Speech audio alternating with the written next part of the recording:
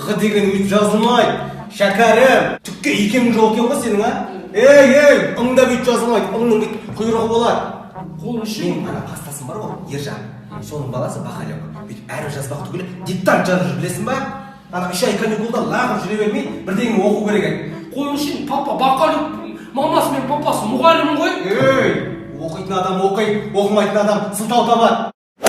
Папа, мен сізге соңғы рет айтам, латынша ғ олай жазылмайды, ағылшынша ж секілді, бірақ та басында акут болады. Ыңда олай емес, папа, басында ағылшынша н сияқты, басында акут болады. Папа, менің ана досым Бақалектің папасы Ержан аға молодец, латынша үйреніп, уже диктант жазып жүр дейді. Бір ай командировкада бос жүрмей, осыларды үйреніп жаттауымыз керек. Баламен біз кезінде немісше оқыдық. Бізге қиындау болады ғой. Қойыңызшы, папа, оқитын адам оқиды ғой, сіздікі әшейін сылтау.